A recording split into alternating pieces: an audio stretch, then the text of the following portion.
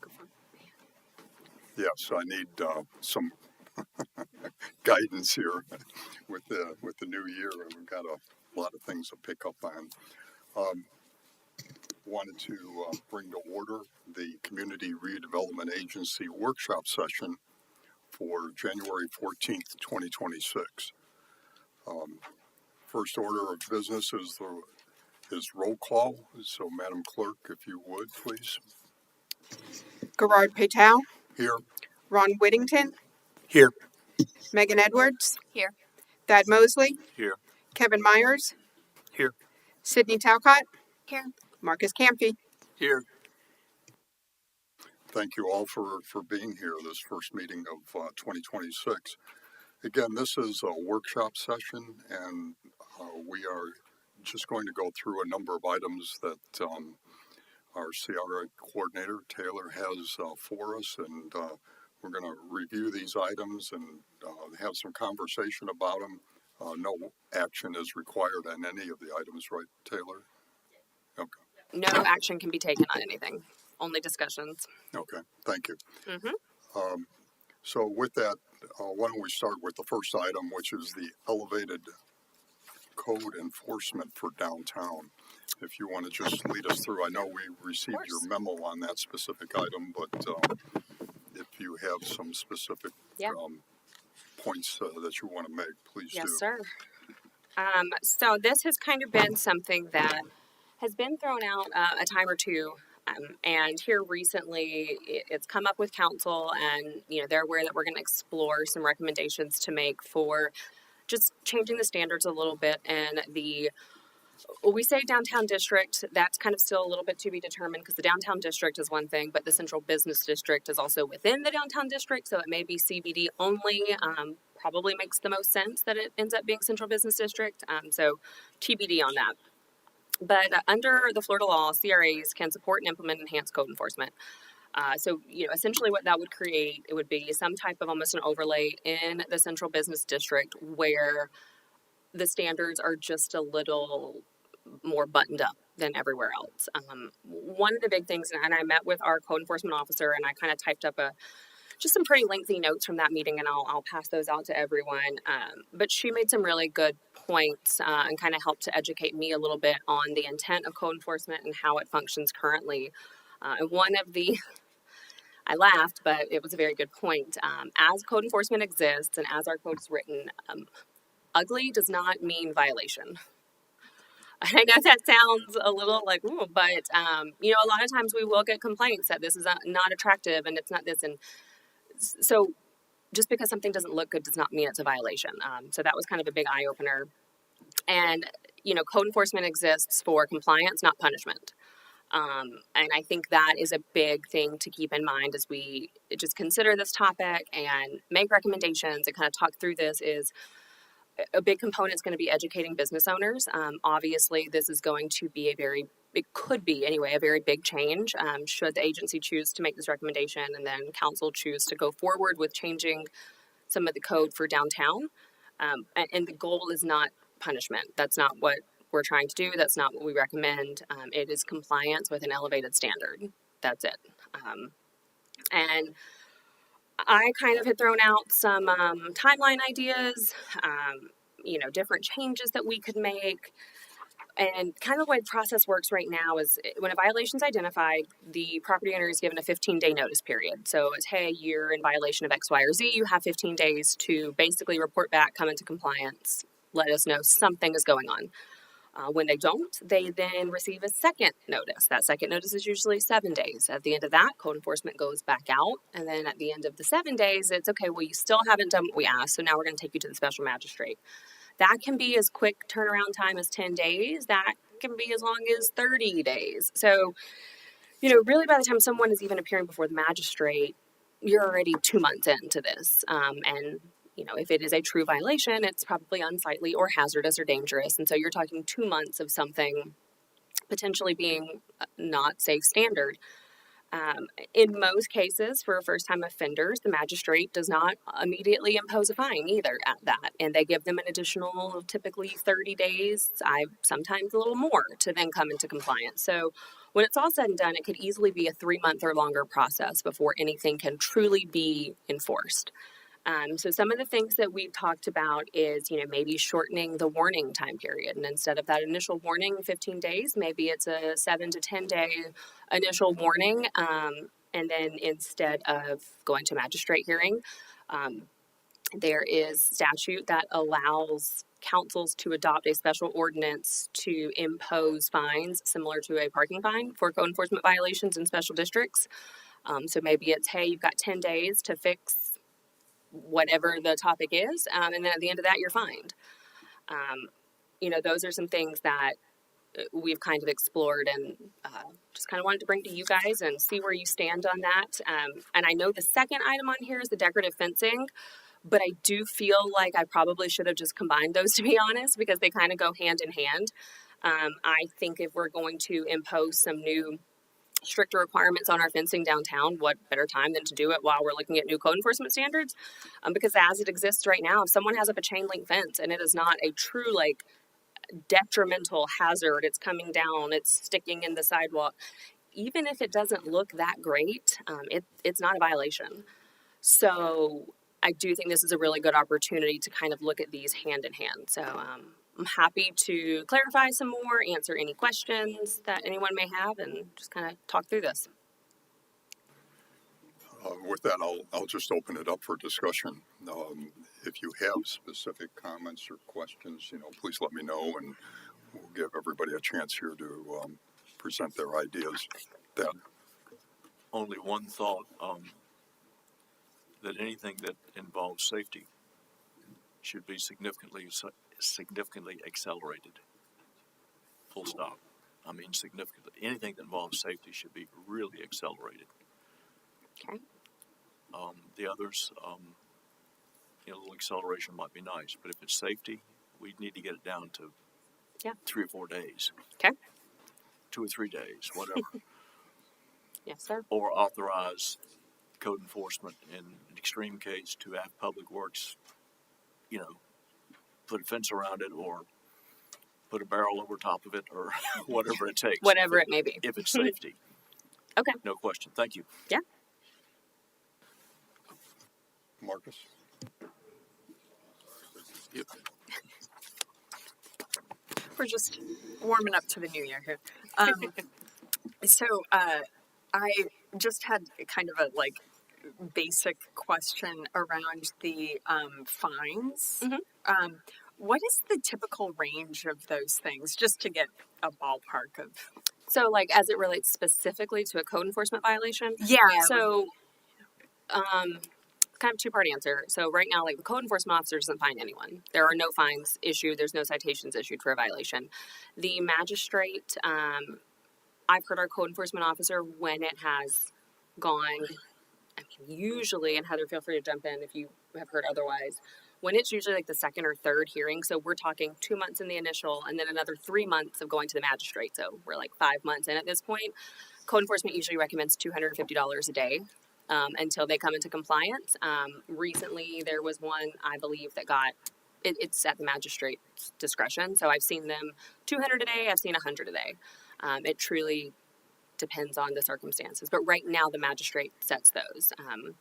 And I've seen where code enforcement has said, hey, we recommend starting the fines now. And, the magistrate reviews and looks at both sides, as she should, and says, you know what, no, we're going to give it another 14 days. And then if you're not in compliance by this point, we'll start them then. But it's at the magistrate's discretion right now. Cool. Great. That makes sense. Just was curious to understand how much friction we're kind of introducing. So that's makes sense. And then just a quick second point on the fence screening standards. Of course, this would merit a much larger discussion, but Sure.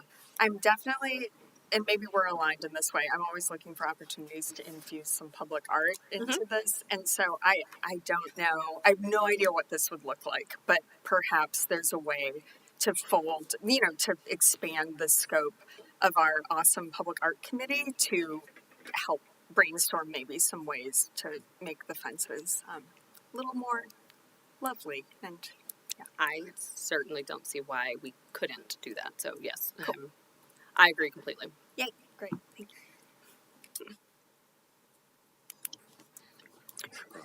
you. I'm curious, is there a prototype that you've seen in an area like ours that I'm just curious.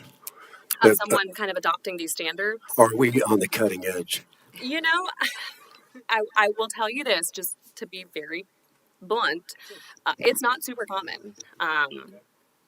But with that being said, you know, a city's code enforcement standards could be different than ours. You know, obviously, if your code is within what the statute requires, right? I mean, no one's going out and contradicting statute, but cities can kind of hone in and be as specific as they want. There are a couple of CRAs that have done this in some of their districts. One in particular, gosh, Marcus, you were there. I'm gonna call you out.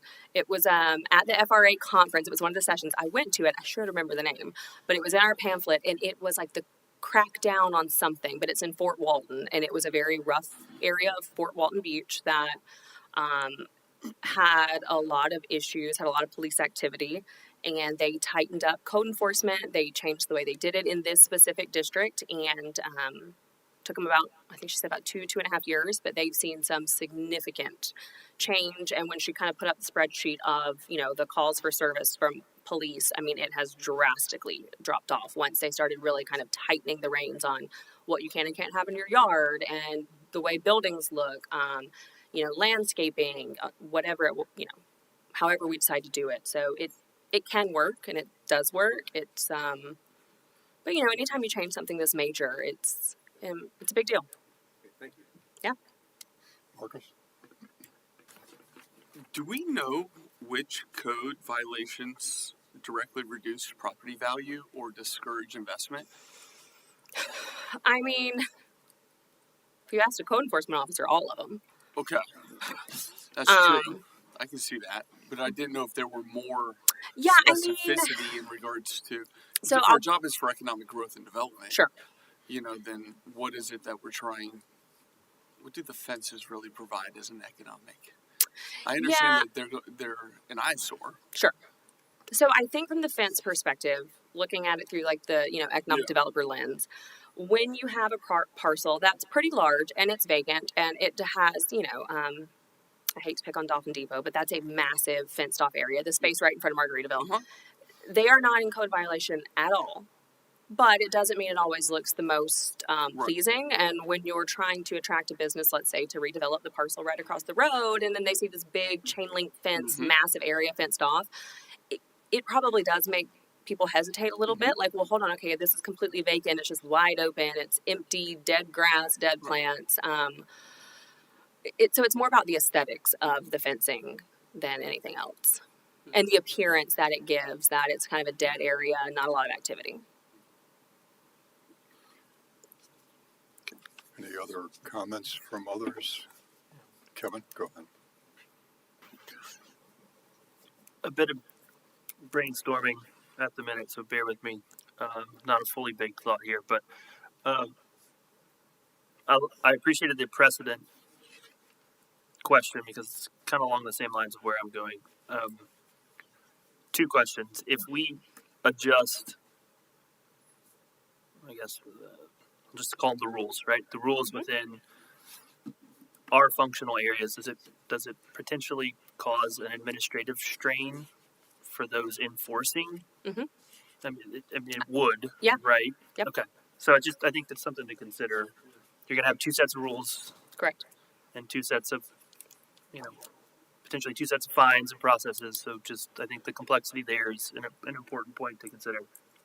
Now, I'm not implying that I'm not, I guess, interested in exploring the idea. Sure. I do think it makes sense. The secondary statement that I'll make is along the same lines, but more so like future state of this potential is, I would like to be clear on like the measurements of success of changing these types of fines and enforcements, whatever we want to call them. I want to be able to report on whether or not it's actually making a change, right? Do we see it, a change in pattern of behavior? Because ultimately, you all may have heard this spiel from me before, but I'm big on like disease and symptom. Like this feels like we're treating the symptom, not necessarily the disease. The disease may be a larger problem for the city, but if we can prove a model that works within our purview, I think it should be something that can be and should be considered on a larger scale. So like that would be, I guess, my only commentary. Yeah. For future state. Yeah, that makes sense. I think, some of it is economic development's hard enough, especially when you kind of start getting in these gray areas of sort of these more ambiguous return on investments, right? It's not like, okay, we put in $5 and we got 20 back. It's not that cut and dry. It's more going to, I think, affect the perception of downtown if we elevate standards, and not just standards for private business owners. This is something, and I actually went in Heather's office and talked a little bit about this earlier. Obviously, if these are for private property owners, they're for the municipality as well. So I think, across the board, we elevate the standard of what things have to look like, whether that is trash cans are not overflowing, the dead plants in front of a business are not left there for months and months and months. Gum is not on the sidewalks, pavers are not left broken or damaged, whatever it may be. Chain link fences aren't kind of gross and rusty with stuff growing in them, even though it's not a violation, it doesn't look great. And I think this almost starts at changing that perception of how we look, and then changing that perception, which would then encourage more visitors to downtown. And then, obviously when you have more eyes and more people and more things about, that tends to decrease the risk of not great things occurring. And so I think the goal with this is more to help change that perception of downtown and kind of get away from a little more rough and rowdy downtown into a more downtown that's appropriate for all demographics.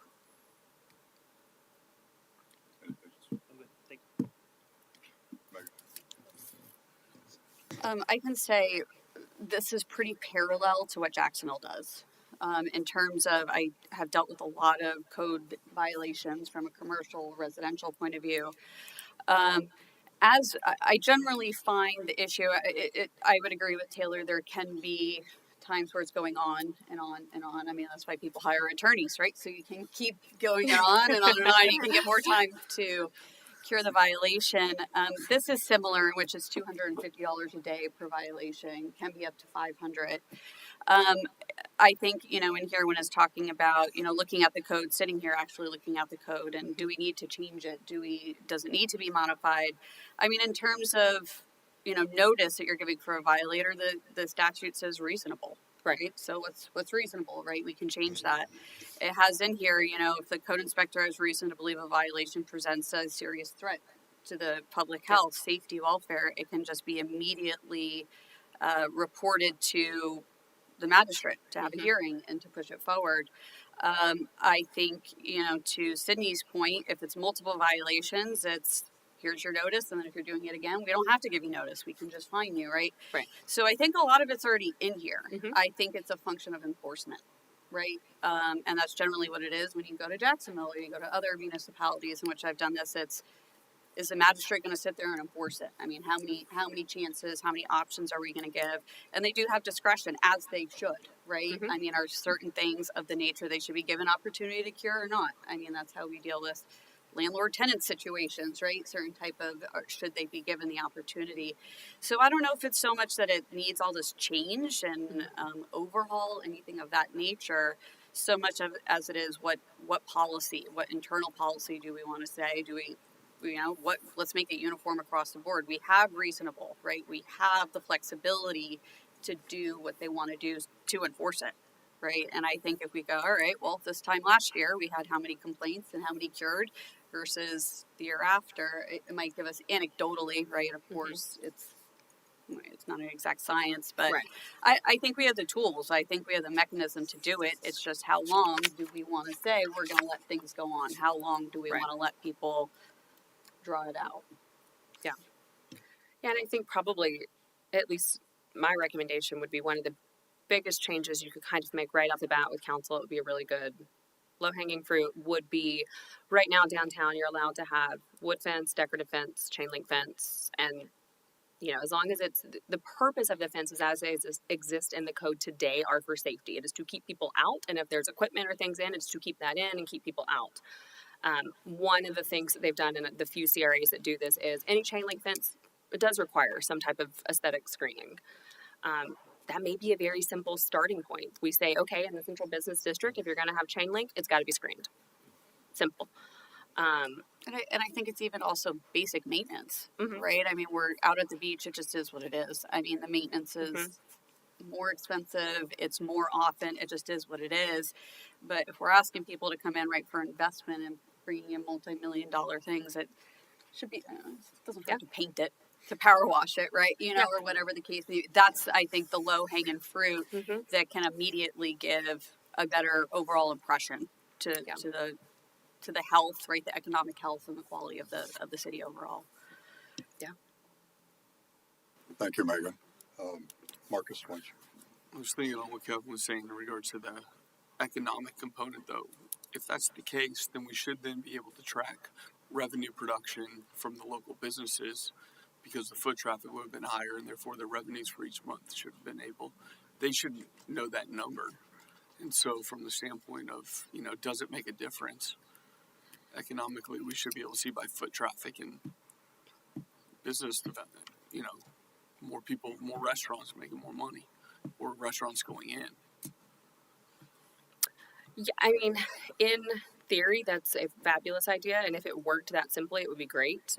When it comes to asking a private business to give me their I understand, revenue, but yeah, you know that I mean, and there may be some that are like, absolutely, take a look. I don't care, but that's not the there has to be a way case. though that they would know that they had uptick on number Yeah. of patrons coming Yeah, in. absolutely. That number would be viable to gather, and then to know what that looked like over a course as these changes are implemented.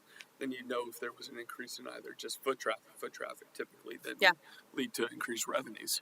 Yeah. Ted? Yes.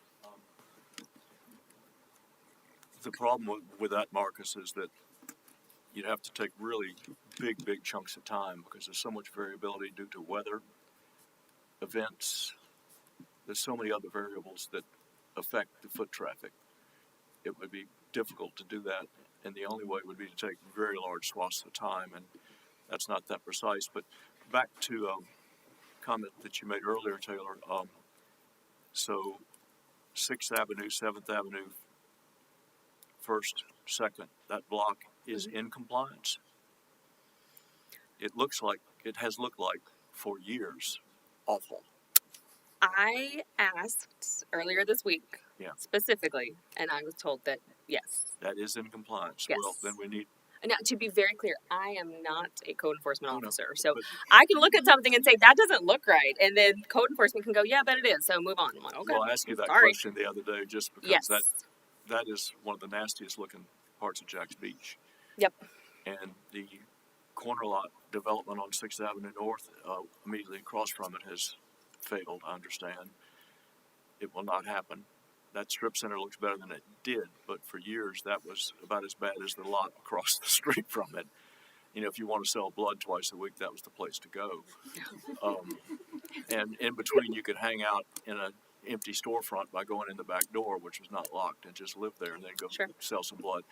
But it's really nasty. That might violate more than a code standard. I don't know. I'm not That a police was then. officer, It's a little but, better you know. now, but the history of that whole thing is just a mess. And I understand. anything that we can do that would, I mean, that's the poster child. And then there's another one that our chairman takes notice of that's a lot smaller, but it's pretty ugly too.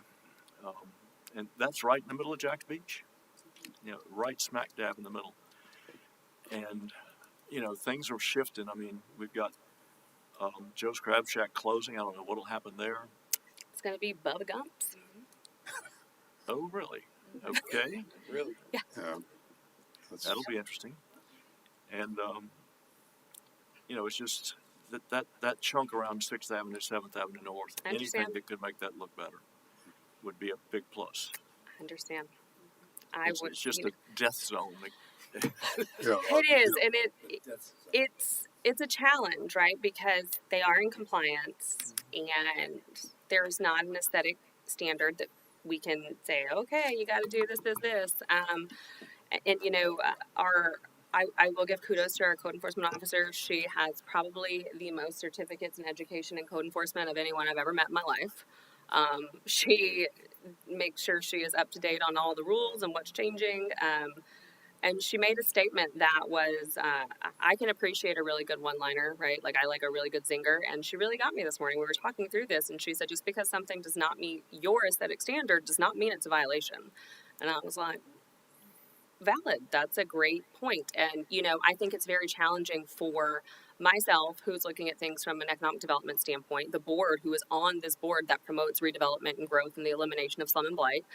We're looking at things through a completely different lens than what the law and the code and what their role is. And so I don't think we're going to change it overnight. I think it's going to take a lot of workshopping. It's going to take a lot of conversations between this board and council. But I think there can be a happy medium where we're not imposing anything wild on our businesses, because the last thing we want to do is damage relationships there. I surely don't want those damaged. But I do think there can be a happy medium where we're able to have a little more of an aesthetic standard than we currently do. Well, this is an area where some people don't spend much time, but there are hundreds of people on an average weekend going in and out of the Casa Marina for those wedding parties they have. I know. And they're all from outside Jack's Beach. Largely from outside Jack's Beach. Yeah. They're coming here, and that's what they see. Sure. That's what they see. It's just gross. And Well, I think- Joe, what's his name, the previous owner, had 2 approved development plans. His henchman, his number one right-hand man, sat on this board. And 2 full sets of plans were approved. Now Lynn Allen's got it, and nothing's happening. He's got a lot of other things going on, I'm sure. But it's been that way since, well, even when bitches painting carpet and the restaurant were there, it still looked pretty awful. The rest of it, the whole front on First Street where the houses were all torn down. So anything that we can help to precipitate that would directly affect that, and if it takes more money into code enforcement, I believe it's within our mandate to provide some funds to code enforcement to supplement, to work on supplemental requirements that we would work with the city council to impose, to apply to this area. But this is a big deal, particularly because that huge flow of in and out traffic to the Casa Marina. It's not like that place is invisible. Yeah. You may not go up there, I may not go up there, but a lot of people go up there. Yeah. Thank you. Yes, sir. Along those lines, I think this is an opportunity for us to partner with the businesses.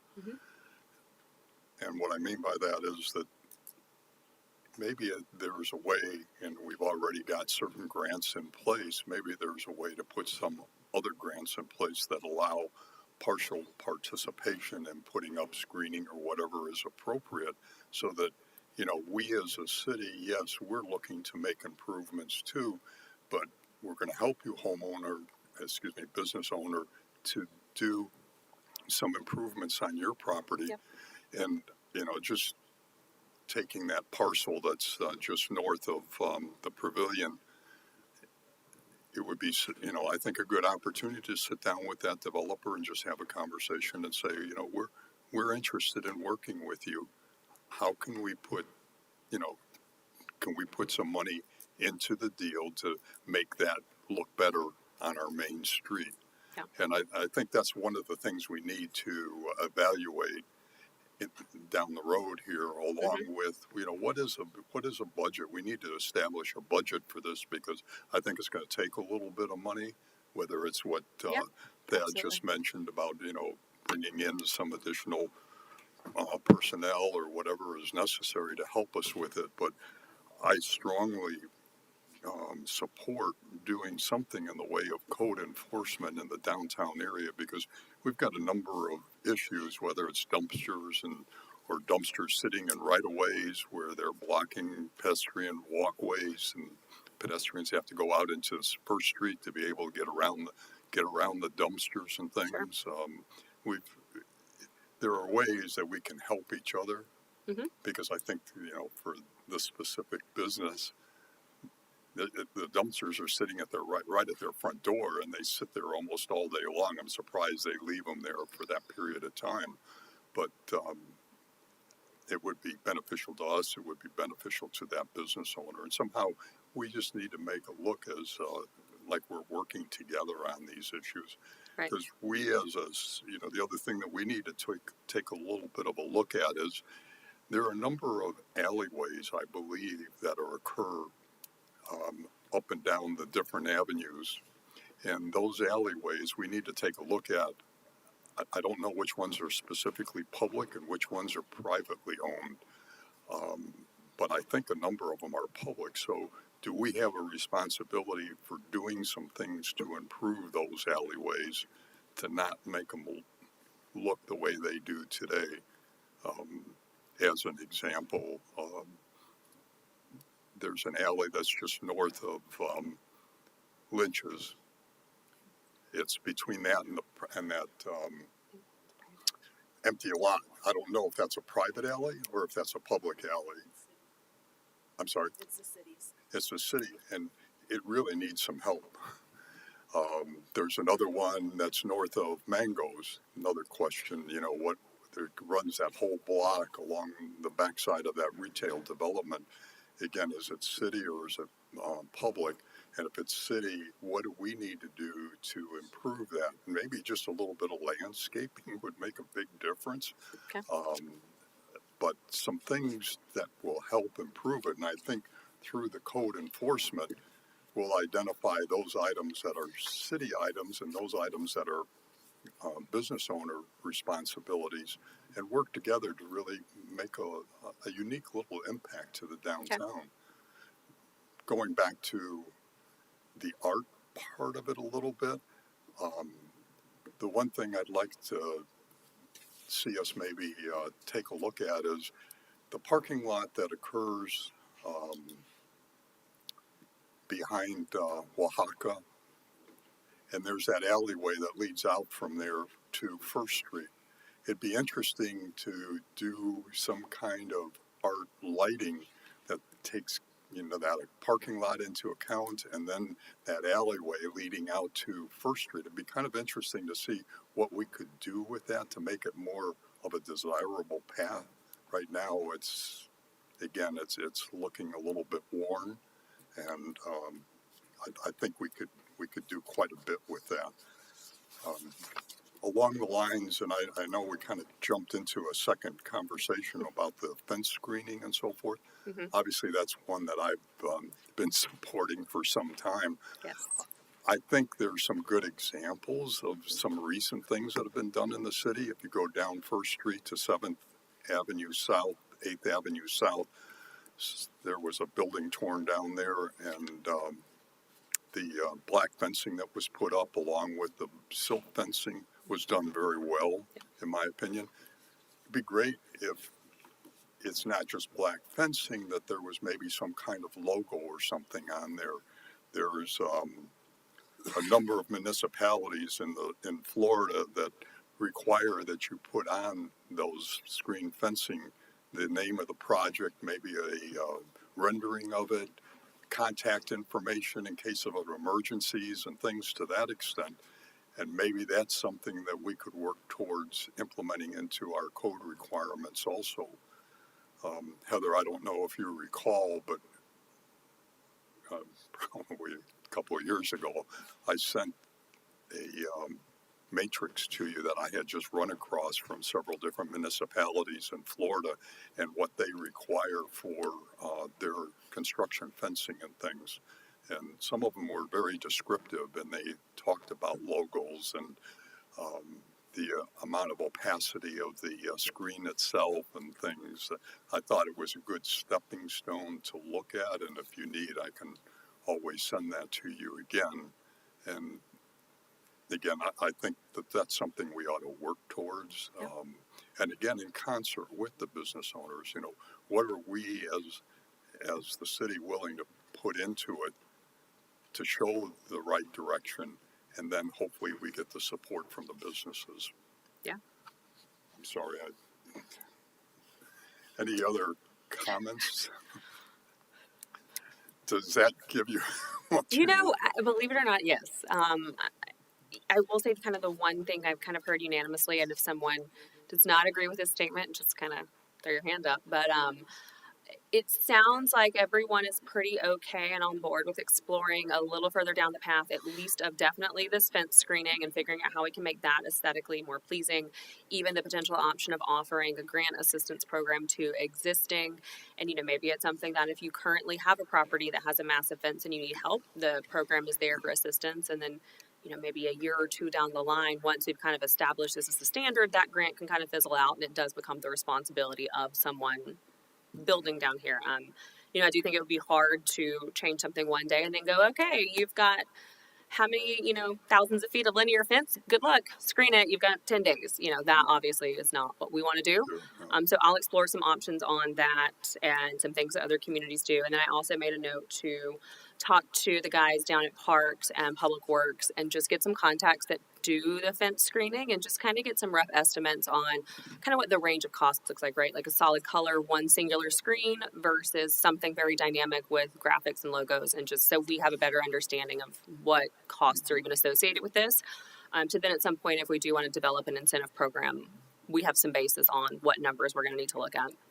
I did want to, I made a note so I would not forget. We kind of always, get into the private properties and the different property owners, and, we could just have a conversation if we could just talk. I'm not singling anybody out, not going to mention any property by name, but, sometimes we have those conversations and we have them again and we have them again. And the answer is no. And they just tell us, no, thanks, we're good. And it's not what you want to hear, but I just want everyone sometimes to kind of understand that sometimes, as long as they're not violating anything, they're not breaking any laws, they're not breaking the code, if they don't want to do something, it's their property. I just kind of feel like I always have to add that disclaimer that, and those conversations do take place. Wait, along the lines, just out of curiosity, the dumpster that sits on 3rd Avenue North, just west of 1st Street, I think that's 3rd Avenue North, which is there by the Is that the one by the Ritz? by Reds, yeah. It's getting uglier by the day. And who owns that? Is that a city dumpster, or is that a? Yeah, it's ours. That's something then that that's where we need to take the lead and show. Yes. That's the one that we need to take the lead on and show them what really the city should look like. Because if you go out there right now, the front panels are almost completely gone from there's 1 or 3 dumpsters there. And like the big front doors on it? I'm sorry. I said, are you talking about like the big panel doors across the front? Yeah. So that probably is because we just approved an invoice for the replacement of those. So they may be if they haven't fully replaced them yet, they're probably in the process of ripping them down to put new ones up. So that's I apologize, I didn't mention that, but that one we literally was this week or last week just approved the invoice for the doors. But again, we need to take the lead. We need to show, and I think if we do that, I think hopefully the businesses will come along a little bit more, help that situation that you just described. That, go ahead. Yeah. There's another entirely different way to look at this that would potentially address the concerns about getting cooperation from the private property owners. Each of these properties directly interfaces our public right of way. And this would probably take a little bit of checking on, but I don't see why we couldn't put up the fence, why Public Works couldn't put up the fence, 4 inches onto our right of way and fence this stuff off. That would let us control the aesthetic. That would let us control the cost. That would let us make it uniform throughout the region, through the area. And it would totally get away from a lot of the problems that you've talked about of eliciting cooperation for the private landowners. The hell with them. Excuse me. We could put it up. We could put it up the way we, City of Jacksonville Beach, in the larger sense, wants it done. And that would, however you want it done, Gary, whatever standard you want it to, they could all be the same standard. Yeah. Because we own that right of way immediately adjacent to every one of these interfaces that I can think of. Yeah. So that's just another thought, another direction. Thank you. I hate doing this when y'all say something. I'm like, well, actually, the only concern I would have downtown is a lot of the properties that we've mentioned have like virtually no setback where it comes up right to the sidewalk or whatever, and so it is their property right up to that point. And then I'm gonna have the fire marshal beating down my office door if I start putting fence in the public sidewalk and safety. And I mean, truly, there's some that there's not that much room. I mean, I cannot encroach any more on the sidewalk than. So in some cases that would work. Downtown is a little weird because some of them truly have a 0-foot setback. So it is where their private property is. Here's our public sidewalk, and fire marshal is going to require to keep that entire sidewalk because we don't have very wide sidewalks either. So we don't have a ton of wiggle room to put stuff into the sidewalk. Well, please check with them and see if we could get 4 inches in a couple of these places, because if we did it, we could do it the way we want to do it. Well, I think that is going to take a little longer conversation, because we really need to sit down and talk about budget and things to that extent, because it gets a little broader based on the way you described it. And I think as a board, we should have further conversation. But I think the first thing is let's get some feedback. Taylor's gotten a lot of input from us this afternoon. Let her digest it all and take a look at some other adjacent municipalities and things, and then come back to us and show us what seems to be reasonable, and then let's look at it at that point and see how we address it. And I do think this will likely be on our joint workshop agenda with council, to have not anything even necessarily this in depth, but just to kind of say, hey, we had this discussion. We're really leaning into looking at some fence screening and some option with some quick improvements to some of the aesthetics of some of the vacant parcels downtown, and give a brief overview, but an opportunity for both groups to have a little bit of input at the same time. One of the things that I would ask you also just to look at and just see if it needs to dovetail in some way. At one point we talked about, and it was mentioned about a clean team. How does the clean team coordinate or interrelate with this? One time we also talked about hiring a firm to come in and do some improvements in the downtown area. There was a preliminary proposal, thoughts put together in reference to that some time ago. Does that dovetail into it in some way, or this is all outside of that? I just don't know. It was just something that hit me as I was going through some of my other documents and things. But Okay.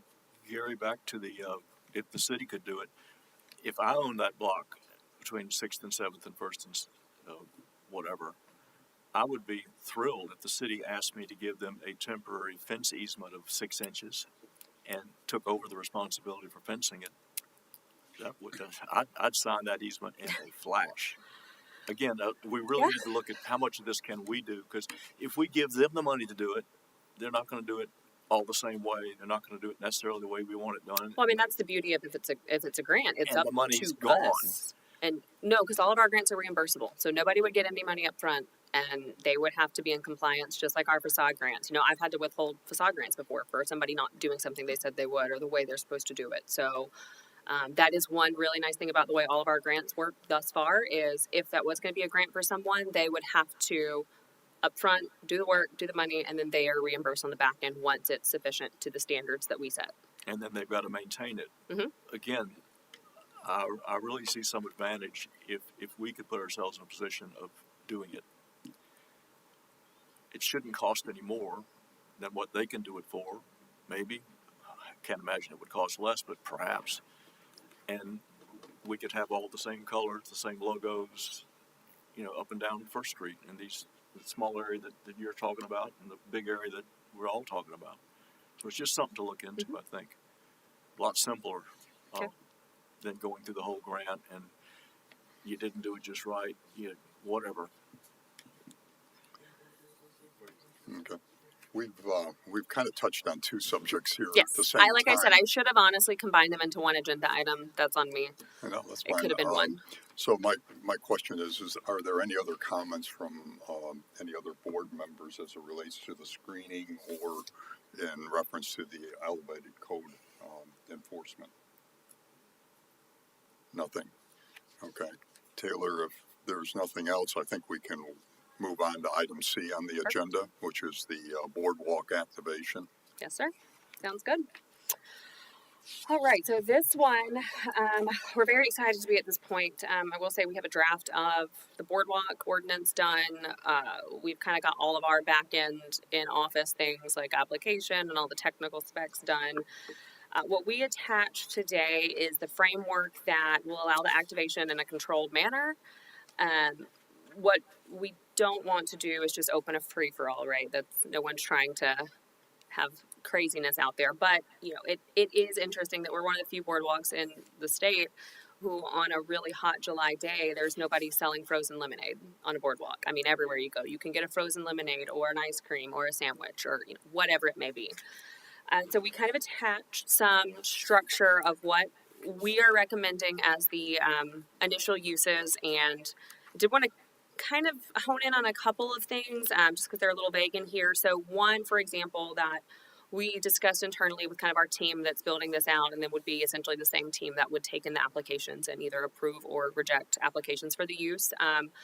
If someone came to us and let's say Jim has a lemonade stand and he wants to set up his lemonade stand on the boardwalk, he cannot request to go right behind 4 Points and set up adjacent to their property.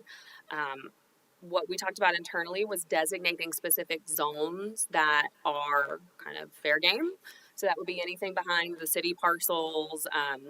But what we don't want to do is have the CASA having a beautiful wedding, and then we've authorized a permit not knowing that a private business is having a wedding or a special event, and you've got a t-shirt pop-up stand right behind. And so we did want to be mindful of that. Again, kind of trying to look at this from how can we really activate the space, but also be really respectful of the businesses we have and not, impair their ability to function on their day-to-day. Someone in theory could set up behind CASA or 4 Points or Spring Hill. What we would put in the application is they must apply with the adjacent property owner. So if Spring Hill said, hey, we want to partner with Jim and we want to sell his lemonade behind Spring Hill, fine. They both have to be on the application. So I did want to point that out because that wasn't super specified in here. But we're really looking at, pop-up retail vendors, food vendors. We did kind of go back into on this. We're not, at least not in this initial phase, recommending a full-blown food, cooking, grilling food truck setup. We kind of want to start more small scale. That will be the recommendation we would like to take to council at least. Some, live performances, fitness and wellness classes, just things like that, just to bring some liveliness to the boardwalk. So I'm happy to answer questions, kind of dive further into any of this. This is the other item right now that we've kind of got set to talk about with council next week, because what we would really like to do is get feedback from both groups, be able to go back and plug that into our proposal, and then plug that into, this will go to council, it'll be an ordinance, so they will have to read it twice, and that takes a little bit of time. So, If I may, Thoughts and comments? I think it's a great proposal. My only question is who is going to administrate this and make these determinations? Do we have someone currently available to do that? Me. Okay, just checking. No, it's a team effort, and what we ended up, I actually met with Allison at Parks and Rec, who is our events coordinator at Parks and Rec, so she's in charge of all the events. We kind of put our heads together, and the review committee would basically be the same committee that reviews the event applications, because this application is going to be called Boardwalk Event. You've got it covered. That's all I wanted to ask. And in the application, we do require they have to give us a data representative name, contact phone number, and that person must be available to city staff at all times. And that team that reviews that will be fire, police, parks, myself. Somebody out of all of those folks is here, boots on the ground, the day of these events. And liability insurance. Exactly the same as we do for our regular events. They would have to provide liability insurance. Good question. Kevin? I'm sorry, I didn't see you. Going back to your comments about a free-for-all,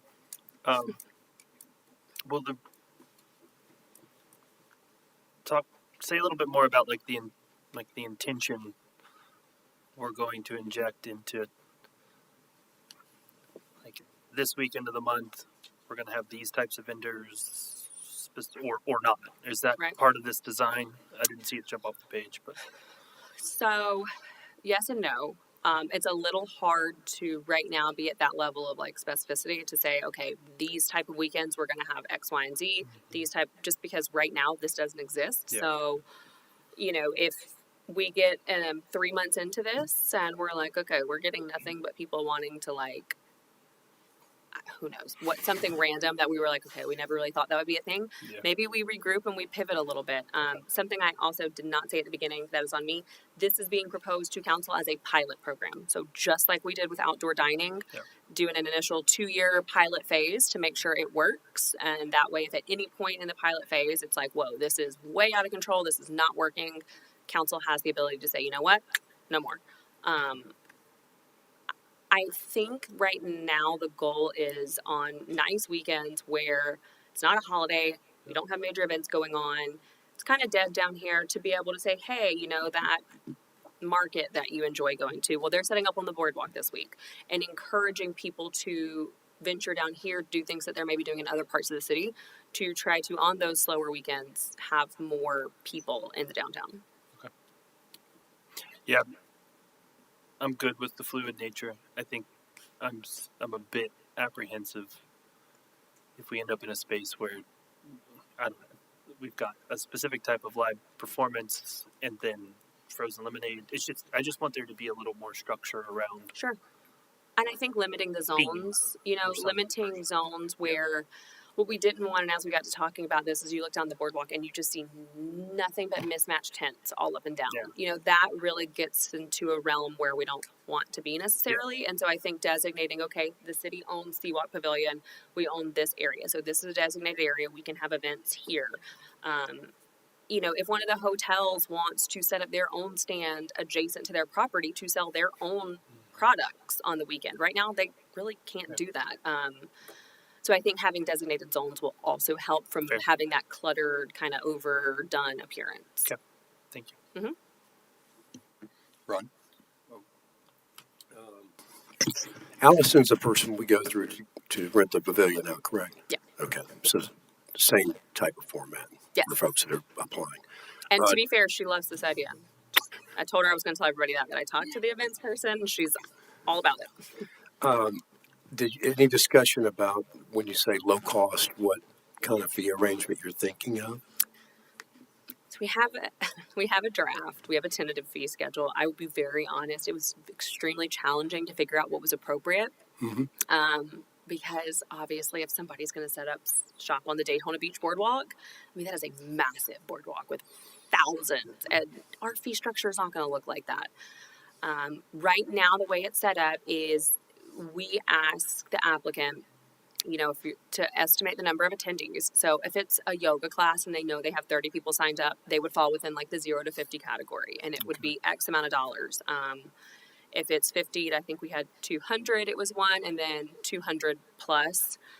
And then we had a element in there where if they were going to have vendors. So if somebody did want to do a fresh produce market or, I don't know, whatever else, jewelry, something like that, and they've got 10 vendors, they would pay per vendor.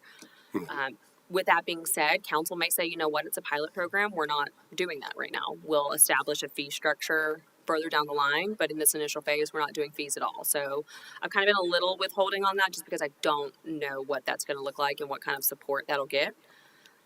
So we're still doing our homework. Okay, and this is I think is a great idea. The only observation is that, and show my age, but in the '96 Olympic Games, when we opened up the Olympic Park, it was not totally completed, and so we would activate segments and try them out. Yep. So in your discussions, I think that'd be a good thing to isolate a spot, a section, and say, let's try it here, let's see, and kind of, it's a pilot project, it's a beta test, find out what the ingress, egress is, all that good stuff, and then you can make a determination, okay, it worked here, let's apply it, Yeah. So anyway. I like that. Good deal. Sydney?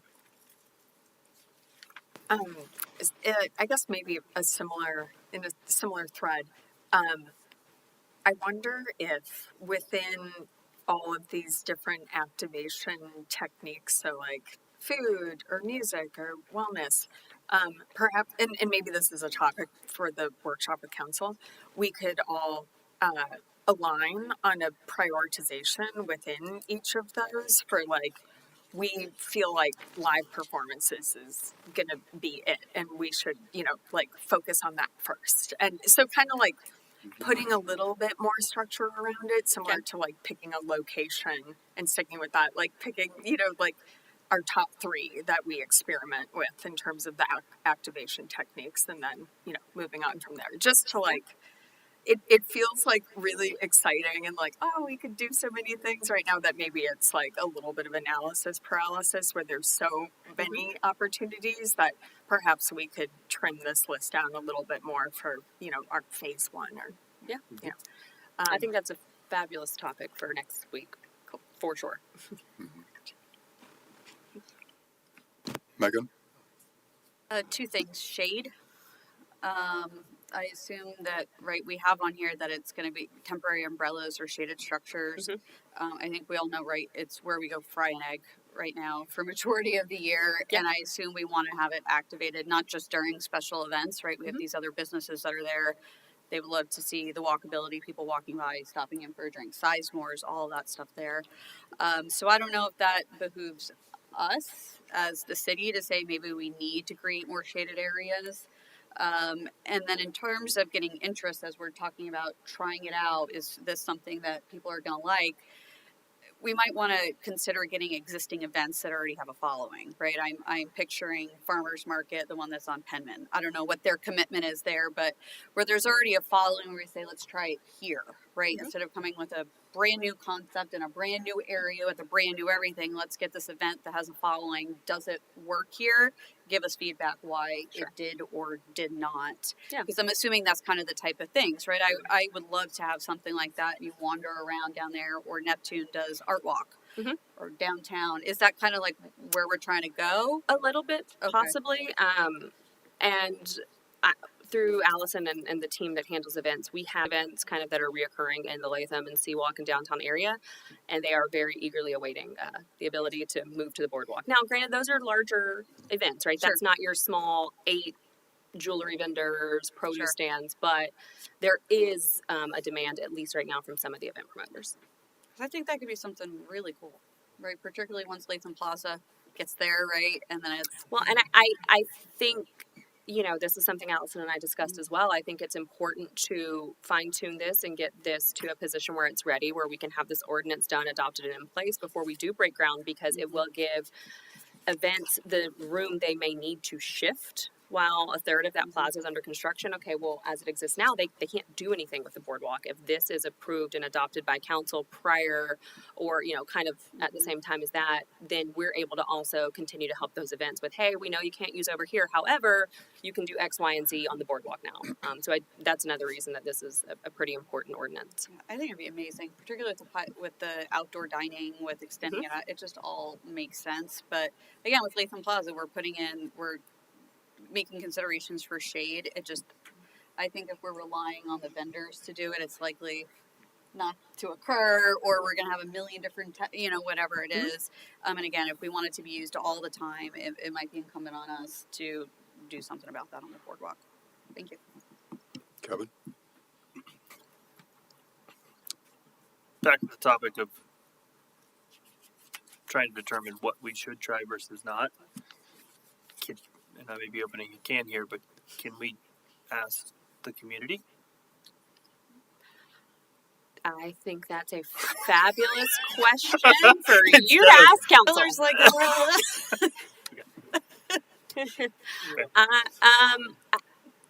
Listen, at the end of the day, if that's what the agency would like to do, and you guys discuss that with council next week, and council says, yeah, that's what we're doing, then that's what we're doing.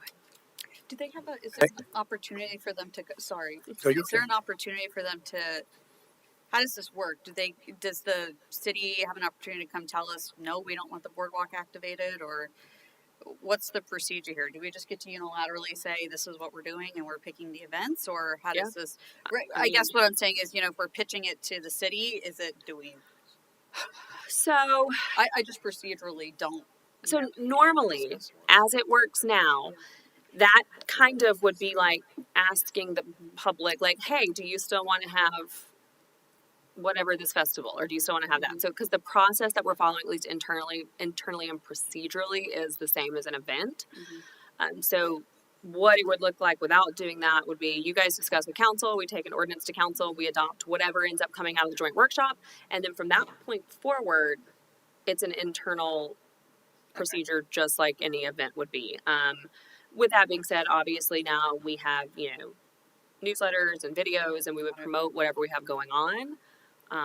But today was the day, right? If anybody had anything, is that kind of what it is, right? Today was the workshop, so if anybody from the city wanted to come today and voice their opinion, is that how this, or not? Well, technically no, because there's no public comment at a workshop. Okay, Um, got it. Okay. so this really is just for the And if it's just agency. internal, then that's what it is. I was just curious if it was. I mean, but at the end of the day, it's at the direction of council, and council makes the ordinance changes and sets the policy. And if they decide that that's something they think that we should do, we will do what we have to do.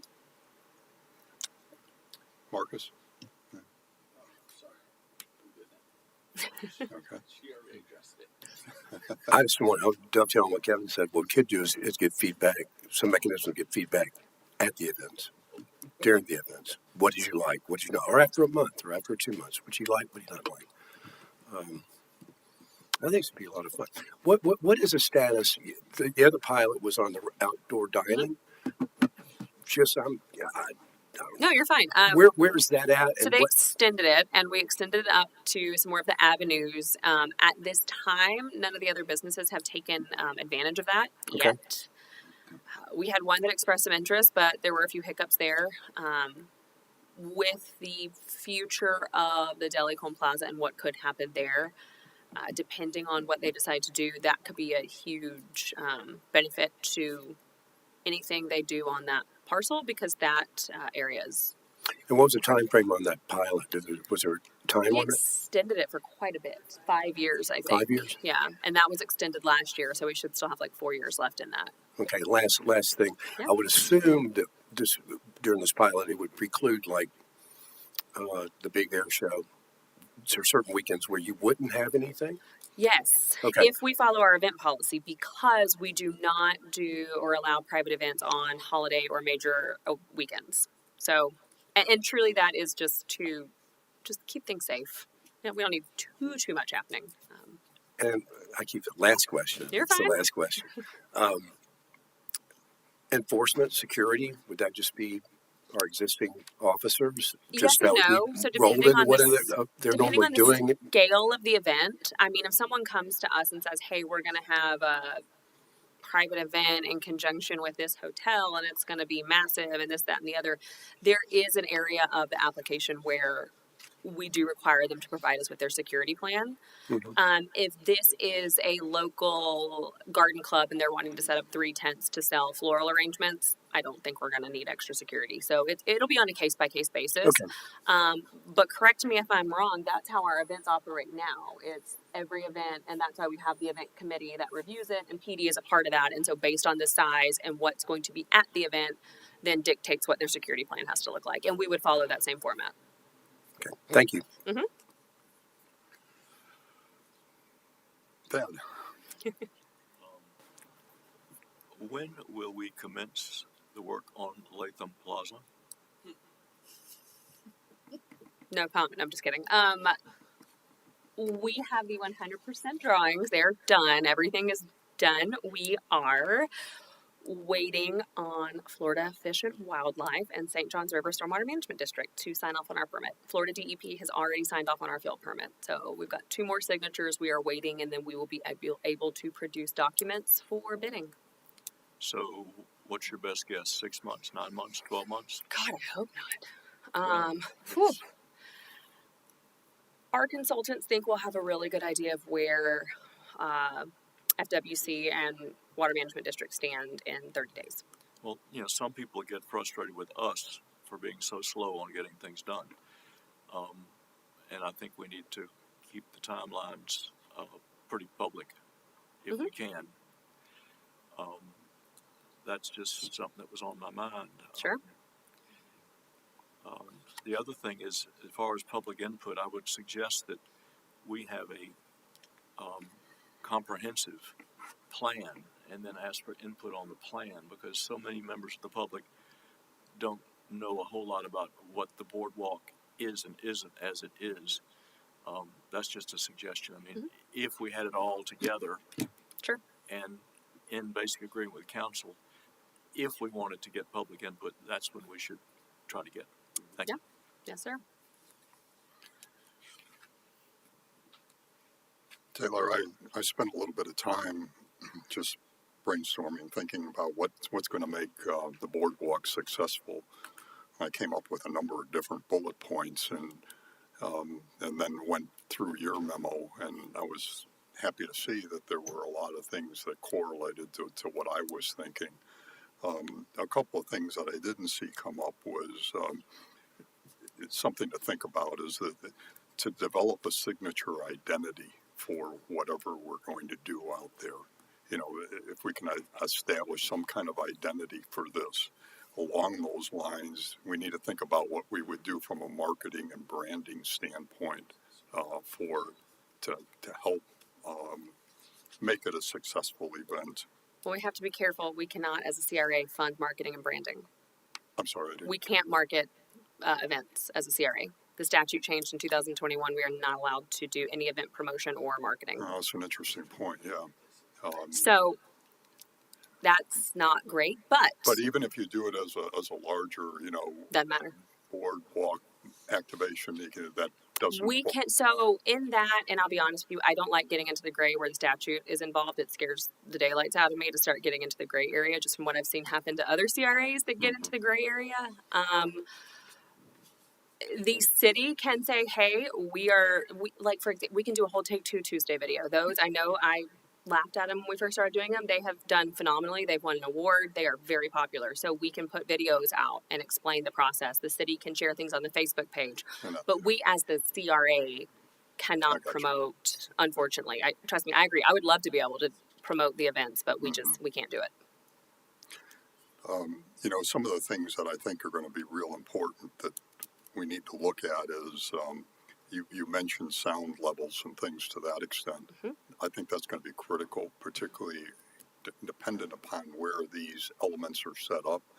Because if they're right under one of the hotels and you've got guests staying up there and you've got a lot of noise from somebody playing a boombox down below, that could be a potential problem. So as we set up the areas or corridors, whatever you want to call them, that's got to be very strategic in how we do that.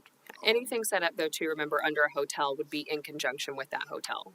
So there would never be a situation where someone says, hey, I'm going to come and DJ right behind Spring Hill Suites. And then Spring Hill's like, what is happening underneath? If that happened, it would be in coordination with that hotel or that affected business. But still, the noise level has to abide by our ordinance. And as we've talked about before, too, the width of the boardwalk changes pretty significantly as you go north to south. And we need to think about where we allow setups to occur and things to that extent. Obviously, you've already mentioned that emergency vehicle access is required, and all of that needs to be looked at. As you got into the latter part of your memo, you listed public amenities and enhancements. And I thought they were all great. The only thing I would add to it is that maybe these are items, again, that the CRA needs to undertake, that it's not something that these vendors do, but, public seating areas, shade and cooling stations, wayfinding signage. Those are the things that we do to enhance and promote this and give the vendors a nice space to move into for whatever the duration is. But again, I just see that as more, a city CRA need or responsibility to help make this successful. Yeah. And I think, too, the thought behind that, and I guess my reason for not specifying that it would be a CRA investment, because I don't disagree that that's something that we could explore, was to offer more of an opportunity if, I feel like I'm picking on Spring Hill, but they just keep popping in my mind. If Spring Hill wanted to install their own cooling stations, or they wanted to have their own whatever they wanted, that category was a little bit more for if those businesses wanted to have more of a established amenity that this pilot program with this ordinance would offer them that opportunity, but it offers us the opportunity as well. Yeah. Any other comments from the board? I don't see any further comments. Do you have what you need, Taylor? I do. Okay. And like I mentioned, this is going to be on next Wednesday night's agenda because we would love to hear feedback from both groups collectively. Can you just confirm, please? The next meeting we have is with City Council. Yes, sir. It's a joint session. It's on the 21st. 21st. Yes, Thank sir. you. 3 to 5 next Wednesday. And it's 3 to 5. Okay. Mhm. I wanted to double check that because a little bit different than I think we've had it in the past. Yeah, we've had them a little all over the place, but this one, it seemed to work for council and everyone 3 to 5. So, Okay. And then also the meeting will be held here in City Hall rather than down at, Yep. Okay. yes, sir. Great question. Great. Thank you. So the last item on the agenda is that we have a joint workshop, and you mentioned topics for that workshop. Any elaboration on that, or? Nope, that's all for you. No, I'm just kidding. Right now, what we have as staff, just kind of what we've heard from both groups separately, boardwalk ordinance and this code enforcement, fence screening, elevating these standards, and kind of this miscellaneous category with the code enforcement and fence stuff. So for that agenda, I will combine it into one. And then the boardwalk ordinance. And then we just wanted to talk with you all and see if there were any other items that you felt needed a discussion between the two groups. We do only have 2 hours, so. No, I'm kidding. Actually, I'm not. I think there's a planning commission meeting right after us or something. There's another meeting right after us. So I thought I was joking. I'm actually not. We have until like 5 o'clock. So we only have those items at this point. Who's going to chair that meeting? The mayor. And I'm sure she will do as she's done in the past. I even believe last year when we had our meeting, it was kind of the mayor kicked it off. But then from that point on, the conversation flowed, as well as just like today, how at our workshops, alternates participate in everything. Same thing with a council workshop. Right. Yeah. Any thoughts from the board as to other conversations or items for the discussion? We will also any. bring some miscellaneous updates as well. There's a couple of things. Actually, right before this, I was hanging up a call, got a couple of good news updates, and so I'll take some time to kind of compile some updates on some major things and bring those as well. I'm going to list a couple of things here, and they may or may not be appropriate to put onto the agenda, but just help me here. I'd like to have some further conversation about First Street. I know that, we're waiting for a traffic study to be done on First Street, but, First Street is getting to a point where it needs help badly, and the sooner we get started on it, the better, because it's going to take, 6 months to a year to do design before we even start any real renovation work. So does it make sense to get something looked at and moving in reference to First Street? Possibly. We conducted the traffic study. It's done. We're waiting on the data. I was cautiously optimistic I would have that data before the 21st. As of 4:16 today, I don't have that data. And I really need to get that agenda out. So unfortunately, that will not be a part of this packet. The biggest reason we're waiting to do anything is I think the traffic counts will play a factor into how we issue a request for proposals or request for qualifications once we develop what we want to see done with First Street, because the numbers may come back and support completely changing the flow of traffic. And I think that was kind of the biggest hold up on why we haven't done anything and why there hasn't been further discussion, because the couple of times we've tried to have further discussion, we sort of kind of got like, wait, hold on. We don't know yet what we want to do. We don't know if it's going to go one way. We don't know if it's going to stay 2 ways, pause until we can make that determination. So at least from staff's perspective, that's why we really haven't touched that again, because we're still waiting on that data. It's just that, we're starting to show in our capital improvements budgets that we're going to be putting forth $3 million starting next year for First Street. So if we're putting those monies forth, it'd be good to think about how we're going to start utilizing them. Yeah, absolutely. And I think this fiscal year for certain, those conversations will take place. It'll just be once we have a chance to get back the numbers and really see what the actual black and white data support's doing. We had talked about, and I thought we were moving forward, and I may be wrong on this, but the parking study, we were going to do a parking study. We had provided some input in reference to that, and Yeah, I think that got killed at the time. I'm sorry, I didn't hear that. That just never moved forward. There wasn't really the support to move it forward, and at the time, we didn't have the budget to do it. So there's no further input that we would receive related to that specific parking study. But is that something that the city really needs to take a look at? Is that something that needs conversation with city council?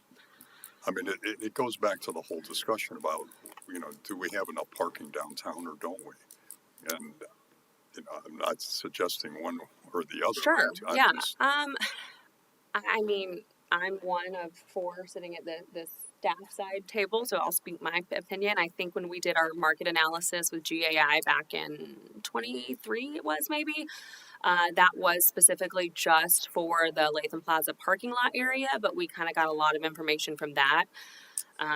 I think with the massive Cape parking lot, what we're planning to do on the P3 lot, I don't know that it warrants spending the significant investment it would to have a parking study done. But again, with that being said, I'm one opinion, and if the agency and council was like, you know what, nope, we need to do this, then yeah, we could reopen that for sure. We would just have to figure out where to budget, because that was a very expensive study. I mean, it was like 6 figures expensive. It was not what we were anticipating. Okay. The one thing I'd like to see us have some further conversations on, and this I think will take council direction, is in reference to urban trails. That fun word. Urban So you're trails, brave. but I'm specifically thinking about urban trails as it relates to the South End District. Okay. There is a $500,000 budgeted this year for trails in the South End. And so the question, we just finished up Jacksonville Drive from South Beach to roughly to 3rd Street. Right. And wonderful stretch. And I've ridden it several times on my Good. bike, and it's a pleasure to ride. Since those monies are available, what can we do in the South End to further the urban trails? I know that there are provisions for doing more along South Beach, along Osceola, and some other places, particularly around the schools and things, which is what I think City Council was looking at focusing on a little bit more. Right. But since the funds are been allocated for this, what do we do next? What's possible to be done in the South I End? think that one's tricky because council has very clearly designated the next 3 segments, and none of them are in the South End, and they're not anything that we can put CRA dollars towards. Right. When we budget these figures during the budget season, I mean, literally, when did we say? The 16th of this month, our budget officer will start sending out budget stuff. I mean, so literally, like this month, we're starting to work on a budget that starts in October. And so I think sometimes what happens is, unfortunately, we don't know at that time what segments council was maybe going to specify, so the dollars get put there. It's not a major issue to carry those funds forward, which is what we will likely do. The passive park drawings are also done. I was going to save that for next Wednesday, but that is done and ready to go. I'm waiting. I got feedback from Public Works and Parks on irrigation, and I've sent that back for them to fix a few things in the irrigation set. That is a segment of the passive park, of the urban trail. So I think for this fiscal year, that will likely be our major contribution to the South End Urban Trail. I don't know that council has had the conversation on what 3 segments will come after these next ones, but they do have 3 segments right now that's their focus, and that's where they're at. That's right. I guess the reason I'm bringing it up is that is everyone aware, particularly at the council, that there is $500,000 that have Mhm. been budgeted. Oh yeah. And so, you know, particularly if we do the passive park, it would be phenomenal if we could make the connection between the passive park and Sunshine Park, Mhm. the whole stretch along South Beach, and tie that together at the same time that we're finishing up the passive park. Mhm. It would just be a wonderful addition. It ties into everything down along Jacksonville Drive and so Right. forth. That's already been done. Gives access to the parks easy for people that walk and bike, and there are a lot of people that walk and bike those stretches Mhm. down there. Anyways, that was just another one that, Yeah, I understand. and I think it's appropriate for me to make a comment to the board that there has been discussion with the council about the organization of the CRA. That there was a couple of proposals made, a couple of options presented, I should say, as to the organization of the CRA and how we function. And staff is looking at some additional options. That's my understanding from that meeting. But further presentations will be made to City Council in reference to the organization. So I just wanted you to all to be aware of it. You can go back online, I think, to the briefing back in December, and there was a memo sounds that right. was issued by staff that outlined the options that were discussed with City Council. But I just wanted everyone to be aware of that, and you know, again, take a look at it. And if you have comments or thoughts on that, obviously, touching base with the appropriate council people is the right thing to do. From that briefing, though, and correct me if I'm wrong, their ultimate justification, their decision, if you will, was that the structure as it exists now is appropriate, and to keep the structure as it is. I'm sorry, say that again. Their kind of consensus from that was the structure is appropriate and the structure works, and so right now I don't think they're exploring changing the structure of the agency. I guess I walked away with a different impression because I got the impression You were there. that it would be Am I that off? the two options, that there would Okay. be a hybrid between the two options that were presented. That was about evaluation of the P3 proposals, Gary. If you're talking about the meeting that just took place? No, this happened back in December. Because that is a fact. There was a hybrid, but that was not, and I was just confirming with the city clerk, because admittedly, sometimes I get my meetings crossed, but their ultimate consensus from that was to leave the structure of the CRA alone. Yeah. Okay. But I'm mistaken. Sorry. Kevin, go ahead. Yes, maybe no. I'm gonna throw potential firecracker in the mix here. Yay. Speed to action Mhm. of this board has come up in, I would say, different settings. What's the appropriate forum to have a conversation with council about framework to increase speed to completion of projects, speed to action, efficiencies, ongoing reporting that allows transparency into what the delays are Sure. and the responsibility of the parties that Yeah. may not be us associated with those delays? I don't know.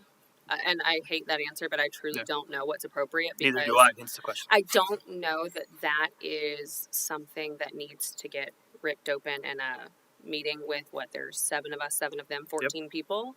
Because I don't know that we would ever resolve. I mean, truly, not even being funny. I don't know that I that's think it's fair. appropriate. I can tell you, at least from the internal side, we finally have moved on project management software. We've never had integrated single place project management software where I can go in and say, okay, what is happening with this infrastructure project? Click and physically see who has updated what, where the log is, who's working on what, and we are in the process of implementing that. We just, actually, I think the next council briefing is a 6-month update on the integration. That will help. It will not fix everything. And then Heather, myself, the city manager's office, and then the parks team and public works team just met this week because we typically, our departments see the most massive projects, you know, blessing and a curse, right? We tend to have the most delays.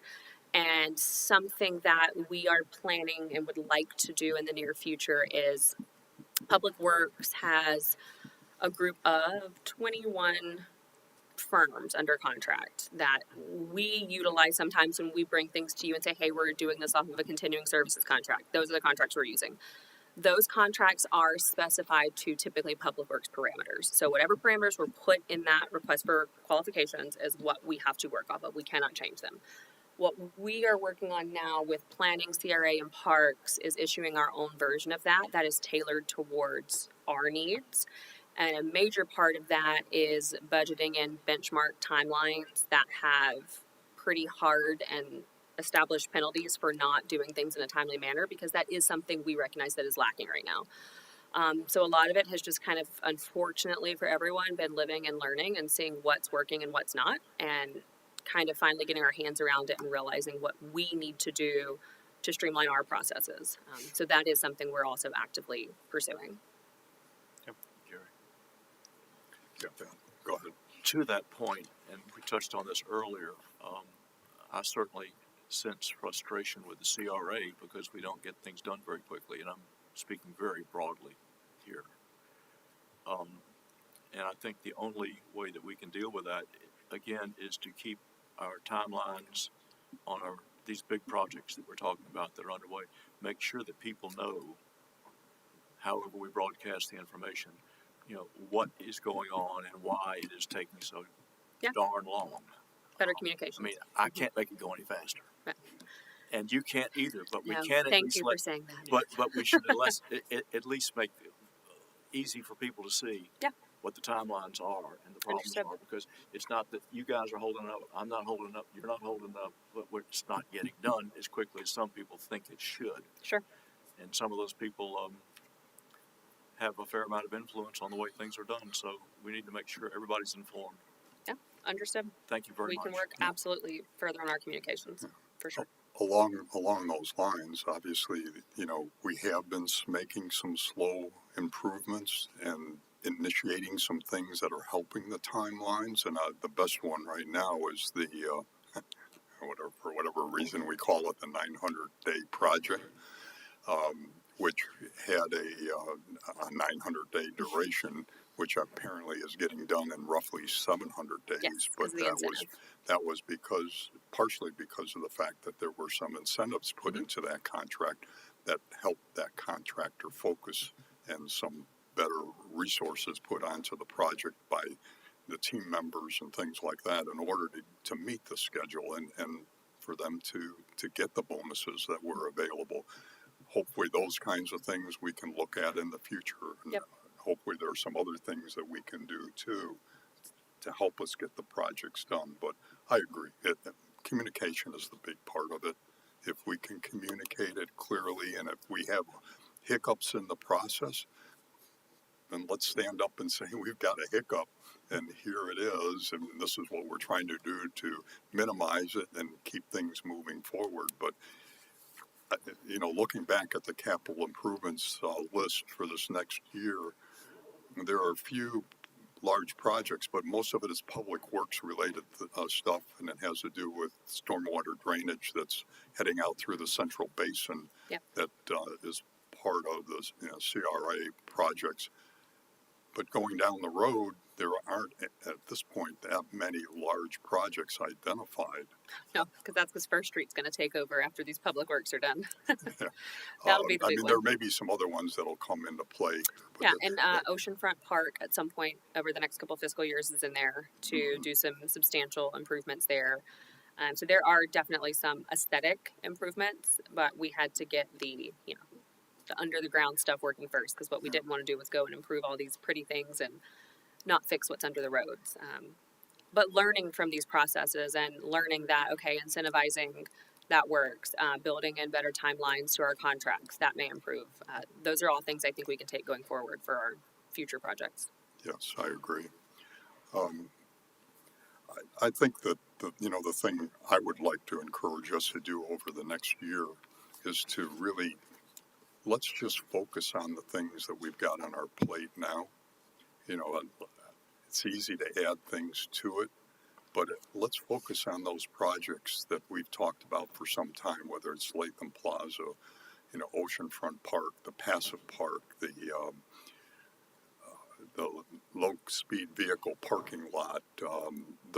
Let's get those things done. We've communicated that to people, and they're not seeing the activity. So if we really concentrate on getting those things done and make a good splash with a number of projects completed this next year, I think that would say a lot for the CRA as well as for the city of Jacksonville Beach. And whatever we need to do to concentrate to make that happen, I think is the thing that we all collectively ought to work on making happen. Yeah. And some of the things mentioned aren't in this fiscal year. Like phase 2 of the pier parking lot was in there. That's wrapping up. Public art is in there. We have an art committee meeting tomorrow, and I don't know how many people saw my email I sent right before this, but our 5th member vacancy is officially live on the website, so we're filling that 5th seat. At their meeting tomorrow, we have 6 murals up for them to approve a call to artists for that. So public art, the pier parking lot, Latham Plaza, that's probably going to be the biggest from our capital list this year to complete. And, and then South End, the biggest one to complete this year will be that Passive Park. And truly at this point, I can honestly say with confidence, and I really hope I don't eat these words 6 months from now, I feel very confident that those will be done this fiscal year. Yeah. And then next fiscal year, we can move on to First Street and Oceanfront Park and the projects we have in future fiscal years. Mm-hmm. Great. Any other thoughts or comments? If none, by consensus, is there a motion to move to adjourn? Is there a second? We have a second. All those in favor, say aye. Aye. We are adjourned. Thank you.